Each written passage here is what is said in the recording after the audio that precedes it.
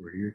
Thanks again for tuning in to another episode of Pep TV. We're going to bring you professionals, both locally, nationally, and around the world, to share their story with you, and hopefully you can follow the path. So today we're very fortunate to have my brother, Mr. Joseph Shelby, on with us. Joseph, thank you so much for being with us today. Thanks for having me.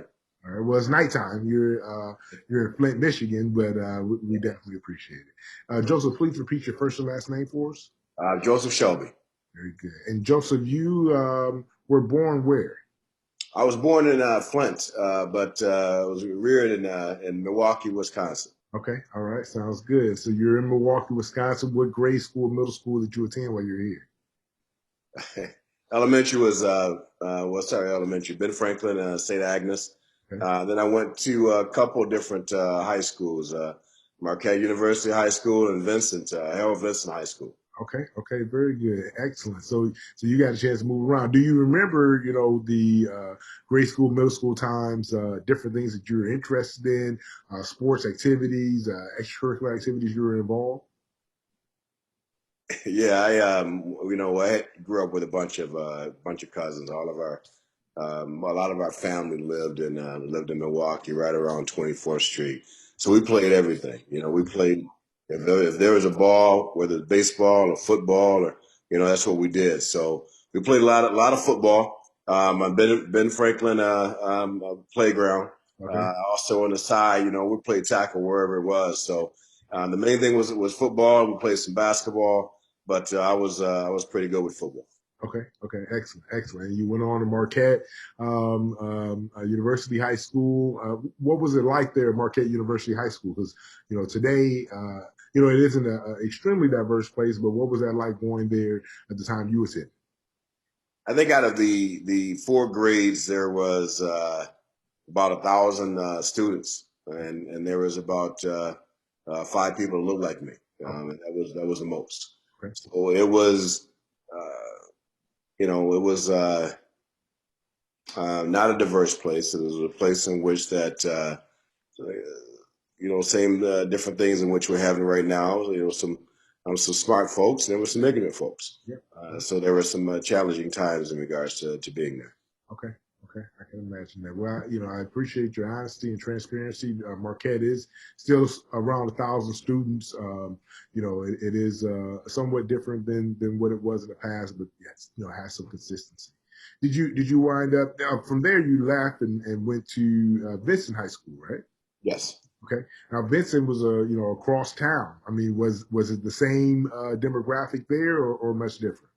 Vincent was a new high school. It was brand new at the time, and it was much different. It was a lot of folks that was bussed in from all over the place. Okay. So it was a very diverse school. Vincent, is where I learned how to. I played football, and they thought that I was fast, so somebody wanted to teach me tennis. I didn't know anything about tennis, but I learned it. Wound up doing pretty decent with it, and it was interesting being there, and pretty much it was a 45-minute to an hour drive home, but I enjoyed my time at Vincent. That's good. And home was where during that time? 18th Street in Locust. Okay, okay, very good, very good. Yeah, and 18th and Locust obviously was a different place during that time as well. But to have those experiences to live and play and work in different environments throughout the city was sounds like that was beneficial to your life as well. Yeah, it got me, and instead of being, just 5 minutes away from the home, it got me to see different parts of Milwaukee. I don't even know if Harold Vincent High School is in Milwaukee, but quite frankly, it seems so long, so far away. But also, because of that, I got to meet different people, and I think Marquette helped out with that as well. Where St. Agnes was 99% black, and there you can't even put a percent to Marquette, but by the time I went to Vincent, it was of course more white than it was black, but I was able to feel more comfortable, at Vincent High School. So in addition to that, while at Vincent that summer, I was able to talk myself up on a job somewhere off of Fond du Lac, being a busboy at an all-you-can-eat place. So that all those things helped out just learning wise. Okay. Okay. Very good. Yeah, that was the next question. Did you have any jobs there, and how were you able to manage that? Having a job in high school and commuting. So most of this was on the bus, and you were getting chauffeured everywhere throughout the city. Yeah, I wouldn't. Yeah, chauffeur. Yes. We're bust. Okay. Okay. We're bust. Okay. And Okay. my bus was a bunch of black folks, neighborhood kids that lived around me. That for some reason, they all went to Vincent, and we didn't know each other beforehand. But you know what? You got to know some of them as you're driving, riding that bus, and going to school with them. Okay, that's good. Did you finish high school at Vincent High School? Where did you complete high school? Well, I didn't. I went to I had my challenges, so I wound up going to Flint, Michigan, Okay. with my dad, and I wound up graduating high schools, three high schools, and in 4 years at Northwestern, Flint Northwestern High School. Okay. And so there, I played football, I played tennis, Hmm. and so I graduated barely, but I did graduate at Northwestern High School. Okay. Okay. Excellent. And graduating from high school, was college your path? You decided to, go trades. What was the direction, following high school, your experience?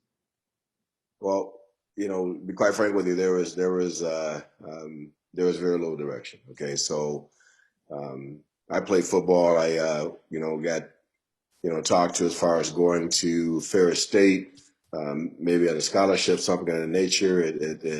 It wasn't for me. I was doing some different things, having a good time.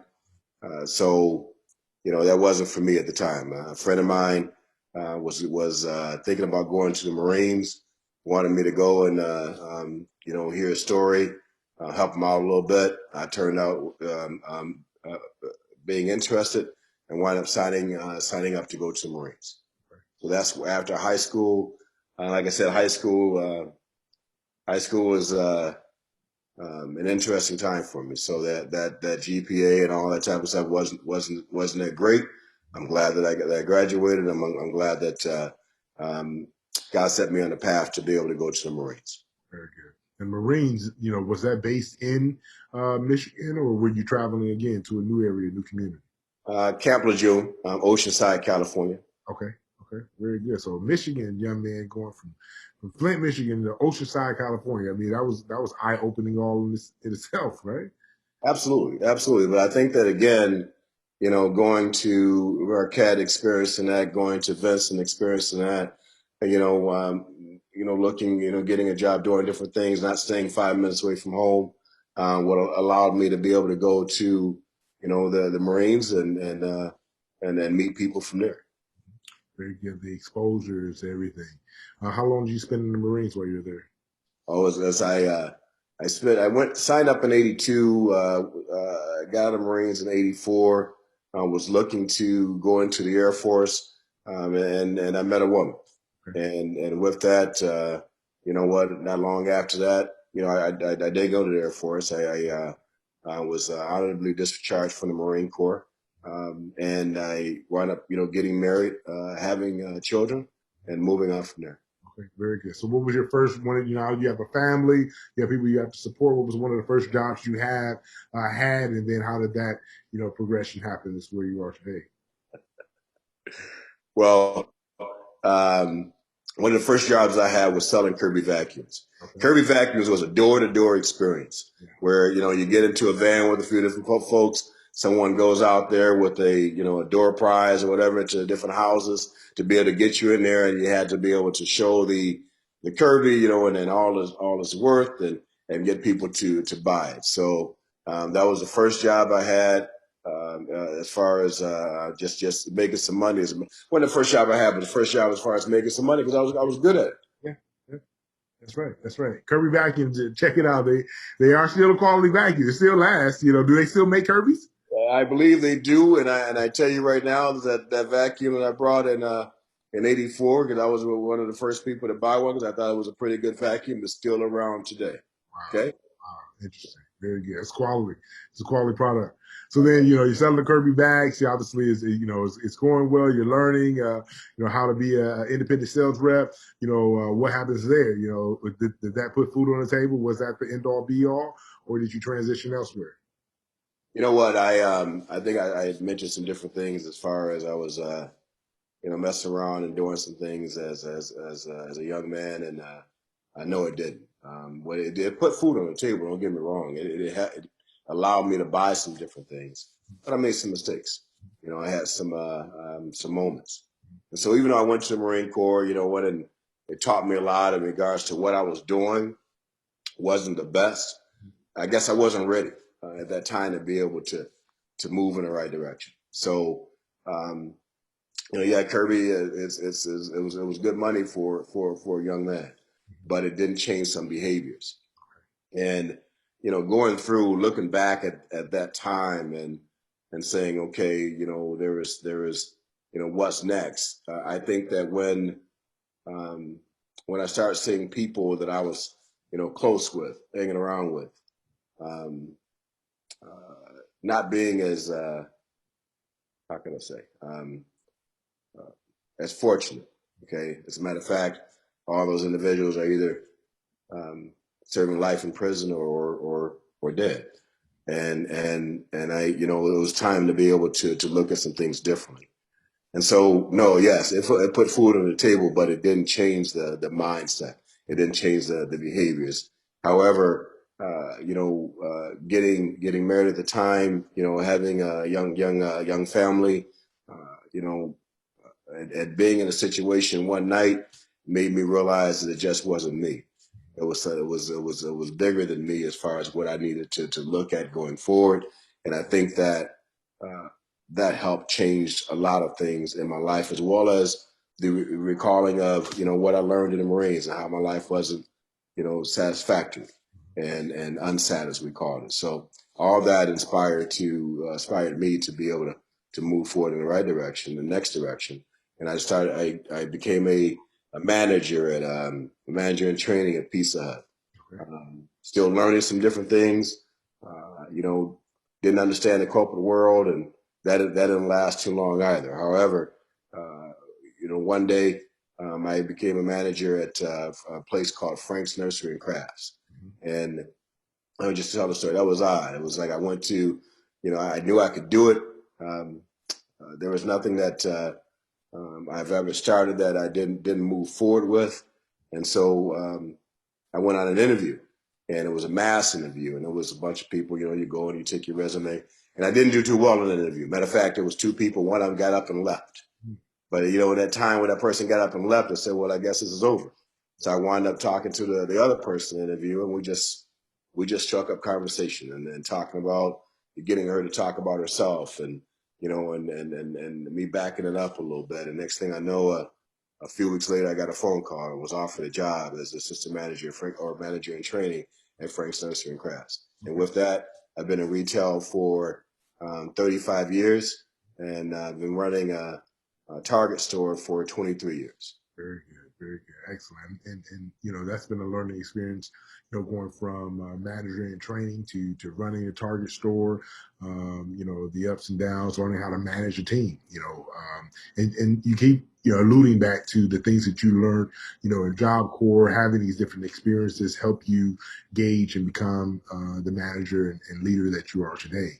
Are you still practicing those same practices? What advice can you give someone that is saying, okay, you know what, I wouldn't mind managing a store, managing a retail front? What advice can you give them as that constant practice you have to do to be in the position you are today? I that's a great question. I would tell people first of all that I know who I am and know where I came from, and I would never forget that. And however, when I look at the things that have changed in my life, I give all honor and all praise to God. And I and that's not new. That's something in which I've understood for a while. I didn't choose retail. He chose that for me. He knew what was in my heart as far as wanting to take care of my kid, my children that wound up, and my family. And so, I just had to keep learning because there were so many things I didn't know. You know, I grew up with, you know what, I had a strong mother. We had a strong mother. Yep. You know, it's about getting it done. Right. Get it done, right? And not understanding the collateral damage, right? So that human capital, that understanding of people, because no matter what we do, no matter what you know, industry that you're in, you always have to deal with people. There's going to be a lot of computers, a lot of automation, but you got to deal with the human capital. So learning how to win friends and influence people, learning how, you know, what's that word, discernment, you know, where you're you know you got the feeling of the room and you're able to maneuver through, learning that, you know, the things in which that I was taught, maybe not be at home, but from, you know, outside influences, Mm-hmm. you know, rethink some different things, because, you know, that is not the end all be all. So continual learning of and rebuilding my thoughts and rebuilding myself, as far as, you know, it's a lot out there. Okay, why not me? Why not me? So, be it reading some books, be it, you know, going into other different experiences, always, you know, looking and see what, you know, what, if somebody else can do it, if somebody else can build a great team and run a great store, I can do it. Okay, God put me in this place to be able to be successful, and I know that I can be able to make this happen through Him. So I just kept on learning, and kept on saying what I can do, how early I got to wake up, how late I got to, you know, stay at work, how late I got to be able to stay up on this books, whatever it may be, and do it. Now, I did try to go back to school. I did. My community college, as a matter of fact, but it turned out school wasn't for me. But just because the actual building and the classroom wasn't for me doesn't mean that I wasn't, you know, getting those tapes and listening to Anthony Robbins, or I wasn't getting that book and reading it from Charles Givens, or I wasn't, you know, given a book as far as daily motivations of African American success, and learning from people in which I heard about and never heard about. It's about that continual learning. And again, don't get stuck in somebody else's vision of you. Have a vision of yourself, and then be able to want to be able to do the work that it's going to take to be able to make it happen. That's awesome. Joseph, we really appreciate this. I know that a lot of young people and professionals like yourself are going to be able to take, many nuggets out this part one experience, going through your journey. Real briefly, if you would, the next 5 years, what are Joseph's goals? Where should we expect to see Joseph Shelby within the next 5 years? All right, so constantly, reinventing yourself, the next chapter, right? So there is been involved in a community, be it the Boys and Girls Club, or the Kiwanis Club, or the Rotary Club. What can I do to continue to build relationships, and also to build jobs? To be able to run a business. Right now, I and my wife, we run a business called Vehicle City On-Site Fleet Services. We employ 5 people. We look to double that through the grace of God within a year. But in addition to that, we want to partner with the Mott Community College that has an automotive school that we work on heavy trucks. And so there's a lot of work in regards to heavy trucks that a lot of folks like me, a lot of folks at Boys and Girls Club, a lot of folks under whatever a lot of life they are in, can come here and get an OJT, can on the job training, can partner if we build not a big school, but a school enough to be able to get that training and get that experience where they can go out and get a job or get employed by me. That's excellent. Well, again, thank you so much for doing part one. I'm sure there's going to be a lot of questions when the surveys go through, and we can prepare for part two. So, again, Joseph, we are grateful to have you a part of this, and looking forward to learning more. I'm thankful as well. Thank you very much for having me. No problem.